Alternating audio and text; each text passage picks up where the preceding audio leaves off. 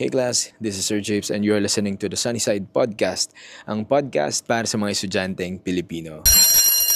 Ang ating scrambled thought na bibigyan nating liwanag. I think it's more on sharing na for sure pupulutan nyo rin naman ng ilang mga insights, kumbaga, mga kwentong upkat preparation dahil very timely. Nagsisimula ng mag-review ang ating mga estudyante for UP College Admissions Test na gaganapin on August this year. And also, by the way, nagsimula na rin ang ating free UPCAT math review. So, ayan, nasa YouTube din yan. Pwede nyo mapanood kung naghahanap kayo ng mga free reviewers. Ang ating kwentuhang ito about UPCAT preparation is Reddit edition. Magbabasa tayo ng ilan sa mga UPCAT preparation tips and experience na rin ng ating mga estudyante dati na nakapost sa Reddit. And by the way, this is not a sponsored post. So, disclaimer lang. Pero bago tayo pumunta doon, pag-usapan muna natin mabilisan ano ba ang coverage ng UP College Admissions Test. Merong 4 subtests pagdating sa exam. Of course, you have your mathematics, science, language proficiency, and reading comprehension.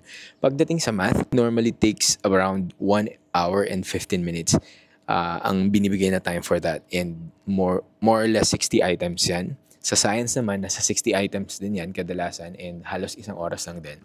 To be exact, I think 50 minutes. And then language proficiency, 80 to 100 items yan. 1 hour and 15 minutes.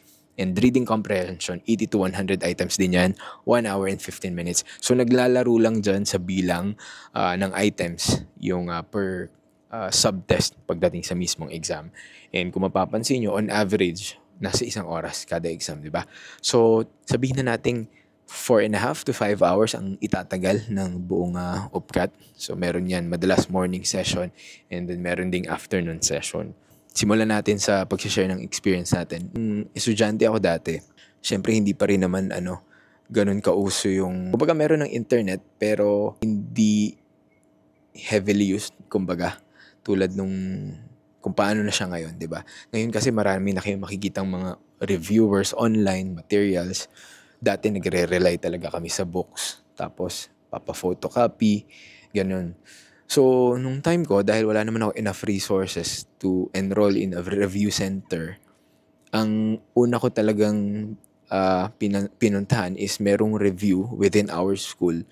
At least yun, mas mura kumpara sa normal review center. So, isa na yun sa pinag-aralan ko. And then nagkataon, high school kasi ako, meron akong quiz bee na sinalihan na nanalo, nakakuha ng free review sa isang review center. So during my time, I think ang popular na review centers, by the way, again, this is not sponsored, popular na review centers ay Braintrain and Review Masters. Tapos yung mga estudyante, karamihan, mga reviewer na ginagamit ng mga estudyante, sikat na sikat yung MSA. Makikita nyo yan sa National Bookstore. And I think 3 months, 4 months before the UPCAT, yung pagre-review. Sabihin na natin enough time yon para ma-refresh kung ano yung mga pinag-aralan mo ng high school and at least for you to be prepared. Jump tayo dito sa mga share ng ilang mga students sa Reddit. Sabi nitong si Acceptable Market 729, clueless ako the whole time, para akong sinampal ng katotohanan. Hindi na talaga ako umasa na makakapasa ako noon. Gusto ko na lang umuwi kasi ang lamig. Pagdating sa UPCAT, may mga testing venue na kung saan talagang air condition. So make sure na malaman nyo ahead of time kung saan kayo mag-exam and ma-visit nyo para alam nyo kung air conditioned or hindi, para kung malamig man, magdadala kayo ng jacket. Sabi, unang part ng exam ay language proficiency. Galing to kay ZDNM Isko. And di ko siya natapos. Yung language proficiency ang isa sa pinakamababa ko na score sa UPCAT kung hindi ako nagkakamali. Kasi kinailangan ko mag-take ng Eng 1. So, aminado naman tayo doon. Mahina tayo dyan. Pero nakapasa pa rin naman. And then 30% lang ng math ang sure ko. And the rest ay lambang na. Ito siguro ang reason kung bakit di ako accepted sa College of Engineering. Ayun, kasi halimbawa ako, engineering yung first choice ko dati, UPLB, Chemical Engineering. Siguro kahit na hindi kataasan yung English ko dahil okay naman yung math ko which is relevant to engineering. As long as hindi naman sobrang bagsakin yung English, pasok pa rin naman. Pero yun nga, kailangan mo pa rin mag-take ng Eng 1 pag nag-enroll ka na as a first year student. Reading comprehension, speechless. Ang tip ang tip para sa reading comprehension, basahin niyo muna yung questions bago kayo mag-proceed sa mismong passage. Normally, the passage, sobrang haba niyan. Parang kalahati ng booklet. Ilang paragraphs yan. And kapag binasa mo yan, masyado kang lalibang, mauubos yung oras mo.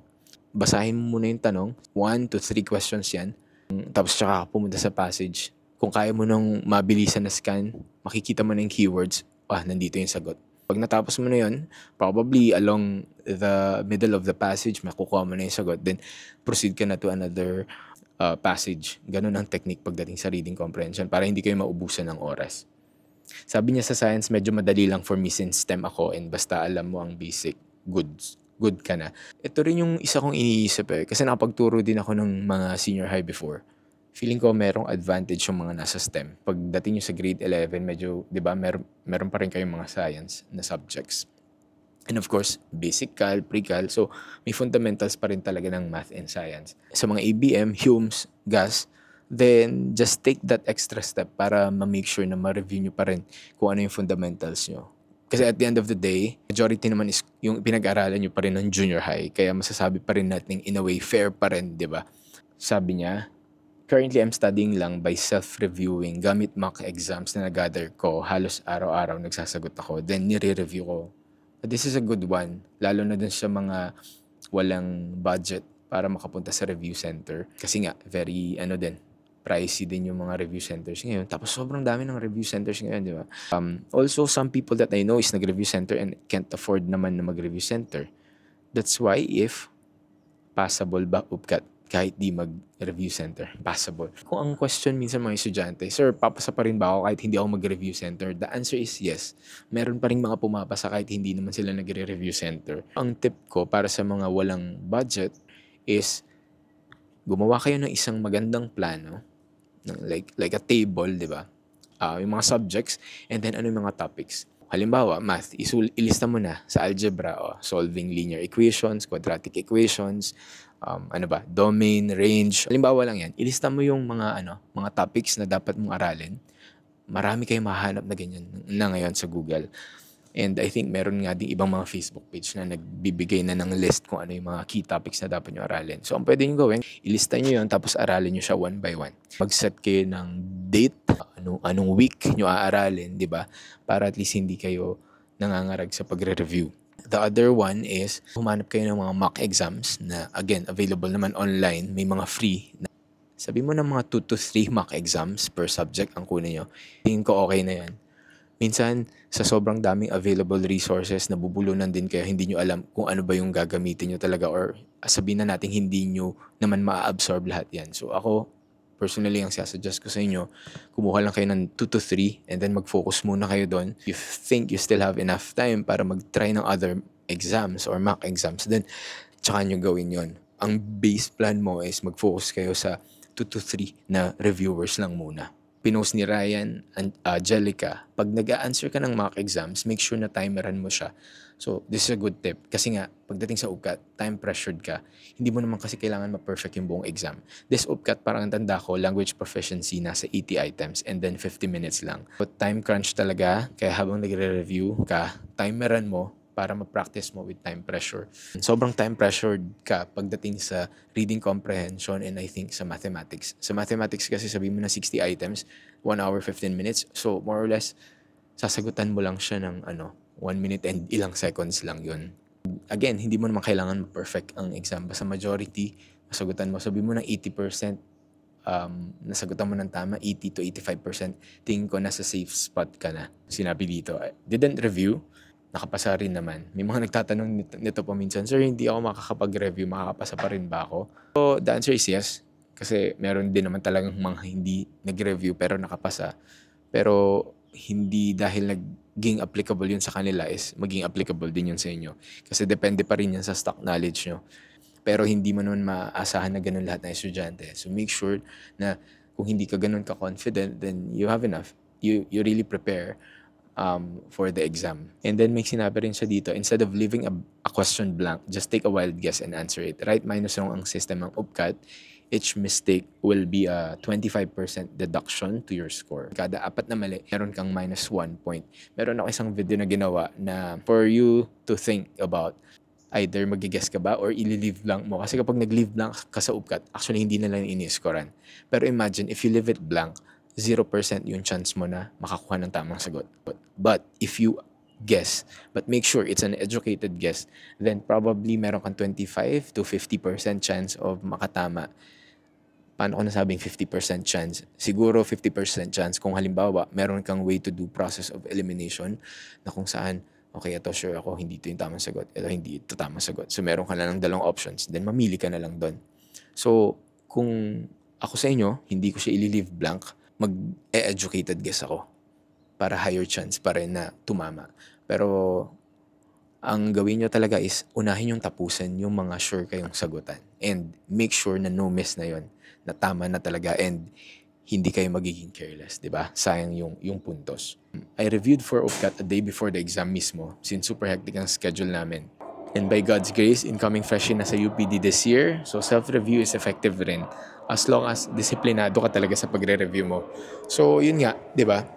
Kahit na hindi kayo mag-review center, kahit sariling review nyo lang yan, basta organized kayo, sinusunod nyo yung schedule, okay na yan.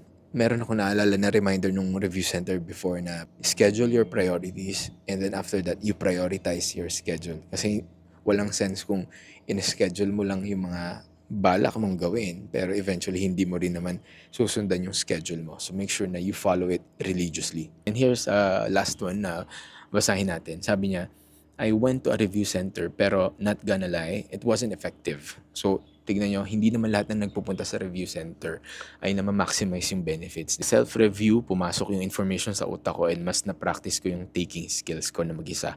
Main advantage ng review center is structured na siya. So, alam nyo kung ano yung mga dapat pag-aralan and prepared na sila for exams, mga mock exams, di ba? Meron na silang mga guided na questionnaire. I think yun yung pinaka-advantage. Second, yung mga teachers din nila, especially kung mga UP grads din naman yun, talagang makakatulong yun sa inyo. But, importante is nasa sa inyo pa rin yun, di ba? Kung ma-absorb nyo ba yung pinag-aaralan, kung iniintindi nyo ba siya, di ba?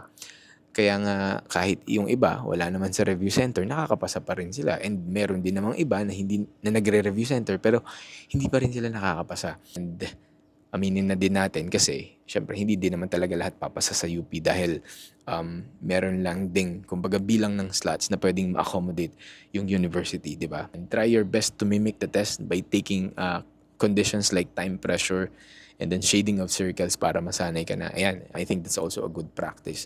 And one last reminder, pagdating sa exam, wala kayong time for break. So make sure na may dala na kayong pagkain and then up to you to manage your time, kailan kayo kakain. And mas maganda ang pagkain nyo, yung mga madali na lang kainin. Huwag na yung masyadong makalat. Huwag na kayo magdadala ng chicharon, may suka, ganyan. Halimbawa, kahit mga flakes lang, kahit bread lang, ganyan. Tapos tubig, okay na yun. So, May na ngayon. You still have May, June, July. Halos 3 months pa rin yan for you to prepare for your UPCAT.